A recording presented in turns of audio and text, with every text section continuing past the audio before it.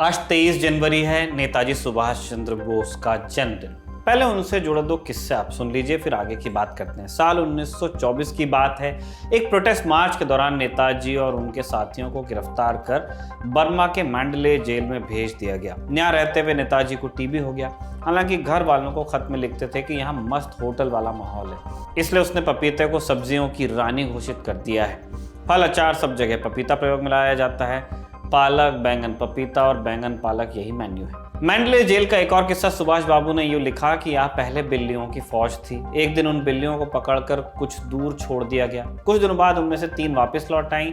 उनमें से एक, जिसका नाम टॉम कैट था, उसने कबूतर को मार डाला। फिर जेल में सुनवाई हुई। टॉम कैट के खिलाफ मुकदमा चलाया गया, जिसमें उसे कड़ी सजा देने का फैसला हुआ। हालांकि आखिर में उसे माफ कर दिया गया। यहाँ से वो भारत लौटे तो कांग्रेस के महासचिव बने। उन्होंने कांग्रेस वॉलंटियर कोर नामक वर्दीधारी स्वयंसेवकों का दल भी बनाया। खुद इसकी कमान संभाली। 1930 में कलकत्ता के मेयर का पदभार भी संभाला। सभी ने अवज्ञा आंदोलन में फिर गिरफ्तार हुए। हालांकि इस बार मामला थोड़ा अलग था। फ्रैक्चर होने से बिगड़ी तबीयत ने उनको ऑस्ट्रिया पहुंचा दिया। वहां मुलाकात हुई विट्ठल भाई पटेल से। विट्ठल भाई सरदार पटेल के बड़े भाई थे, बीमार थे। बोस ने खूब सेवा की उनकी। विट्ठल भाई सुभाष बाबू से प्रभावित हुए और अपनी जायदाद का एक हिस्सा देश हित के कामकाज चलाने के लिए उनको लिख गए, दान कर दिया कि आप इसका देश के लिए इस्तेमाल कीजिएगा। इस मामले पर सुभाष बाबू का सरदार वल्लभ भाई पटेल से विवाद हुआ। सरदार ने सुभाष बाबू पर केस ठोक दिया और सुभाष केस हार गए। नेताजी ने आगे जाकर कांग्रेस का अध्यक्ष पद संभाला। इस दौरान भी पटेल सुभाष के खिलाफ खड़े नजर आए। आज नेताजी के जन्म के मौके पर आपको सुनाएंगे उस पूरे विवाद की कहानी। नेताजी अध्यक्ष कैसे चुने, फिर किन हालात में इस्तीफा देना पड़ा, और इसी बहाने समझने की कोशिश करेंगे गांधी और बोस के रिश्ते को भी। नमस्कार, मेरा नाम है निखिल और आप देख रहे हैं भारत के ऐतिहासिक किस्सों कहानियों से जुड़ा हमारा रोजाना का कार्यक्रम तारीख।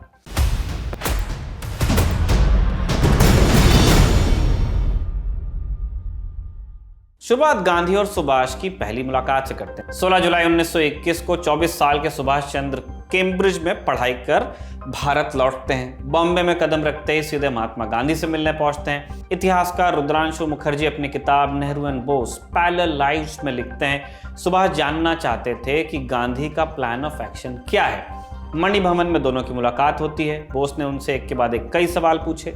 एक सवाल ये भी था इनमें कि आंदोलन के अलग अलग पक्ष टैक्स न चुकाने की मुहिम में कैसे इकट्ठा होंगे। दूसरा सवाल, टैक्स न चुकाने से अंग्रेजों पर क्या इतना फर्क पड़ जाएगा कि वो भारत छोड़कर चले जाएंगे। और तीसरा सवाल ये कि गांधी किस बिना पर 1 साल में स्वराज मिलने की बात कह रहे थे। गांधी ने तीनों सवालों का जवाब दिया सिलसिलेवार। पहले सवाल के जवाब से बोस संतुष्ट हुए, लेकिन बाकी दोनों जवाब उनको पूरे नहीं लगे, अधूरे लगे। रुद्रांशु मुखर्जी लिखते हैं, उन्हें लगा कि गांधी के लिए 1 साल में स्वराज मिलना श्रद्धा की बात थी। उन्हें बस इस बात का विश्वास भर था। 24 साल के तार्किक दिमाग के लिए यह बात एकदम इलॉजिकल थी। बोस जब गांधी की बातों से संतुष्ट नहीं हुए तो गांधी ने उन्हें चित्तरंजन दास के पास भेजा और सुभाष कांग्रेस के लिए काम करने लगे। अब यहां से सीधे चलते हैं 1939 के साल में। इसी साल कांग्रेस के अधिवेशन में वो घटनाक्रम हुआ कि सुभाष और गांधी के रास्ते अलग हुए। लेखक राज खन्ना ने अपनी किताब आज़ादी से पहले आज़ादी के बाद में इस घटना के बारे में पूरे विस्तार से लिखा है। पूरा घटनाक्रम आप देखिए और उसके बाद फैसला लीजिएगा कि जो आपके दिमाग में भरा जा रहा है कि गांधी वर्सेस बोस या बोस को भगा दिया गया था, उसमें कितना दम है। 29 जनवरी 1939 इस रोज कांग्रेस अधिवेशन में अध्यक्ष पद का चुनाव होना था। पिछली बार यानी 1938 में हरिपुरा अधिवेशन में सुभाष चंद्र बोस निर्विरोध चुने गए थे, यानी पॉपुलर लीडर, और इस बार भी वो अध्यक्ष पद की दावेदारी कर रहे थे। हालांकि गांधी नहीं चाहते थे कि सुभाष अध्यक्ष पद की दावेदारी करें। उन्होंने सरदार वल्लभ भाई पटेल के जरिए सुभाष बाबू के भाई शरद चंद्र बोस को तार भिजवाया और सुभाष को निर्वाचन पर दोबारा सोचने के लिए राजी करने को कहा। सुभाष अपना इरादा पक्का कर चुके थे। गांधी के अलावा वर्किंग कमेटी के कुछ सदस्य मसलन वल्लभ भाई पटेल, डॉक्टर राजेंद्र प्रसाद, जयराम दास दौलत राम, जेवी कृपलानी, जमनालाल बजाज, शंकर राव देव और भला भाई देसाई भी सुभाष के अध्यक्ष बनने के खिलाफ थे। 24 जनवरी को एक संयुक्त बयान में इन मेंबर्स ने कहा, अध्यक्ष पद के चुनाव का कांग्रेस के नीति या कार्यक्रमों से कोई लेना देना नहीं।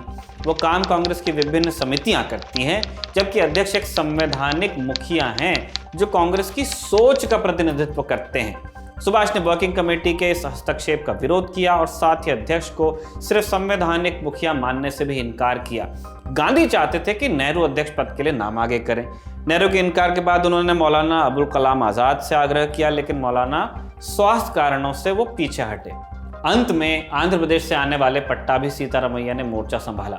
चुनाव के दिन और उसके आगे का घटनाक्रम जानने से पहले ये जान लेते हैं कि गांधी और बोस के बीच मतभेद का कारण क्या था। एक नैरेटिव चलता है कि गांधी अहिंसावादी थे, वहीं बोस हिंसक तरीकों का उपयोग करना चाहते थे, मिलिटेंट सोच वाले थे, इसलिए दोनों की पटी नहीं। तो ये बात दरअसल इतनी भी सीधी नहीं थी जितने सिंप्लिसिटी के साथ में, या मैं कहूँ कि सिंपलिस्टिक तरीके से आपको बताया जाता है, वैसा नहीं था। फरवरी 1938 को सुभाष पहली बार कांग्रेस के अध्यक्ष बनते हैं। हरिपुर सेशन में बतौर अध्यक्ष उनकी स्पीच को कांग्रेस की सबसे लंबी और सबसे महत्वपूर्ण स्पीचेस में से गिना जाता है आज भी। इस स्पीच में सुभाष येन केन प्रकारेण आज़ादी की बात करते हैं, लेकिन नोट किए जाने लायक बात यह है कि कहीं भी वो गांधी के रास्ते से अलग चलने की बात कहते नहीं। इतिहासकार रुद्रांशु मुखर्जी सुभाष को कोट करते हुए लिख रहे हैं, यानी कि जो हम आगे पढ़ेंगे वो सुभाष बाबू के शब्द हैं। वो कहते हैं, मेरा पूर्ण विश्वास है कि हमारा तरीका सत्याग्रह या सविनय अवज्ञा या अहिंसक असहयोग का होना चाहिए, हालांकि इसे पैसिव विरोध नहीं समझना चाहिए। सत्याग्रह, जैसा कि मैं समझता हूं, एक्टिव रेजिस्टेंस है, जिसे अहिंसक प्रकृति का होना चाहिए। ये सुभाष बाबू कह रहे हैं। फिर दिसंबर 1938 में एक घटना होती है जिसके बाद गांधी और सुभाष चंद्र बोस के बीच जो मतभेद हैं साफ तौर पे सामने आते हैं। सुभाष बंगाल में कृषक प्रजा पार्टी के साथ गठबंधन सरकार बनाना चाहते थे, जबकि गांधी इसके खिलाफ थे।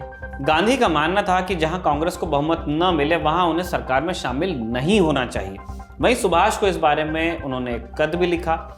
उन्होंने जवाब देते हुए कहा कि अगर गांधी अपना विचार नहीं बदलते तो उन्हें अपने पद के बारे में गंभीरता से पुनर्विचार करना पड़ेगा।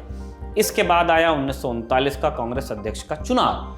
29 जनवरी 1939 को हुए इस चुनाव में सुभाष बाबू को 1580 और पट्टाभी सीतारमैया को 1377 वोट मिले। इस नतीजे ने कांग्रेस में खलबली मचा दी। क्लियरली सुभाष बाबू ज्यादा पॉपुलर थे। गांधी 1934 में कांग्रेस की प्राथमिक सदस्यता छोड़ चुके थे, लेकिन पार्टी के हर कदम पर उनकी छाप थी, जाहिर भी थी। इसलिए पट्टाभी सीतारमैया की हार को गांधी की हार की तरह देखा गया। इस बीच कांग्रेस की अगली मीटिंग में एक और हंगामा हुआ। 20 से 21 फरवरी को वर्धा में वर्किंग कमेटी की बैठक रखी गई थी। सुभाष तबीयत खराब होने के चलते शामिल नहीं हो पाए। उन्होंने वल्लभ भाई पटेल से आग्रह किया कि अगले वार्षिक अधिवेशन तक बैठक टाल दें, लेकिन पटेल, नेहरू समेत वर्किंग कमेटी के 13 सदस्यों ने सुभाष बाबू पर तानाशाही का आरोप लगाते हुए वर्किंग कमेटी से इस्तीफा दिया। उनका आरोप था कि सुभाष अपनी गैर मौजूदगी में कांग्रेस का सामान्य कार्य भी नहीं चलने देते। इस बीच सुभाष का एक बयान विवाद का कारण बना, जिसमें उन्होंने गांधी समर्थकों को हीन बुद्धि का कह दिया था। वर्किंग कमेटी ने सुभाष से अपने इस बयान पर खेद जताने की मांग कर दी। इसके बाद 8 से 12 मार्च 1939 तक त्रिपुरी यानी कि जबलपुर में कांग्रेस का अधिवेशन रखा गया। गांधी यहां मौजूद न होकर भी मौजूद थे। पंडित गोविंद बल्लभ पंत ने ऑल इंडिया कांग्रेस कमेटी के 160 सदस्यों की तरफ से एक प्रस्ताव पेश किया, जिसमें लिखा था कि कांग्रेस गांधी के रास्ते पर ही आगे बढ़ेगी और वर्किंग कमेटी भी उनकी इच्छा के अनुसार बनाई जाएगी। 10 मार्च को सब्जेक्ट कमेटी ने 135 के मुकाबले 218 वोटों से इस प्रस्ताव को पारित किया। ये बात कांग्रेस के संविधान और उसके अनुच्छेद 15 के खिलाफ थी, जिसमें साफ लिखा था कि वर्किंग कमेटी बनाने का अधिकार अध्यक्ष के पास होगा, जो कि थे सुभाष बाबू। इस अधिवेशन में सुभाष समर्थकों और विरोधियों के बीच जमकर हंगामा हुआ। राज खन्ना लिखते हैं कि बीमारी के कारण जब सुभाष बाबू अधिवेशन में स्ट्रेचर में पहुंचे तो पीछे से आवाज आई, बगल में प्यास तो नहीं दबाए हैं। राजा जी ने गांधी जी के मुकाबले सुभाष की तुलना छेद वाली नाव से कर दी। आचार्य कृपलानी ने अपनी आत्मकथा माई लाइफ में लिखा, सुभाष बाबू के बंगाली समर्थकों ने राजेंद्र प्रसाद के कपड़े फाड़ दिए थे। इस हंगामे की खबर पूरे देश में गूंजी। टैगोर ने गांधी से हस्तक्षेप करने को कहा, लेकिन गांधी अनशन पर थे। टैगोर ने अपने पूर्व सचिव अमेय चक्रवर्ती को लिखा कि जिस पवित्र मंच से आज़ादी के मंत्र गूंजने चाहिए, वहां फासिस्ट दांत उभर आए हैं। नेहरू ने बीच बचाव की कोशिश करते हुए सुभाष बाबू से कहा कि वो अपना कार्यकाल पूरा करें, लेकिन अब तक सुभाष इस्तीफा देने का मन बना चुके थे कि बहुत ड्रामा हो गया। 29 अप्रैल 1939 को उन्होंने कांग्रेस का अध्यक्ष पद छोड़ा। फिर ऑल इंडिया फॉरवर्ड ब्लॉक नाम से एक नई पार्टी का गठन किया। यहां से गांधी और बोस के रास्ते औपचारिक रूप से अलग हुए। इसके बावजूद ये छुटभइये नेताओं का मतभेद नहीं था। दोनों की मंजिल एक थी, इसलिए इज्जत भी उतनी रही एक दूसरे के लिए। 1940 में सुभाष को गिरफ्तार किया गया। जब गांधी से पूछा गया तो उन्होंने कहा कि सुभाष बाबू जैसे महान व्यक्ति की गिरफ्तारी मामूली बात नहीं है, लेकिन सुभाष बाबू ने अपनी लड़ाई की योजना बहुत सोच समझकर और सूझबूझ और हिम्मत के साथ बनाई है।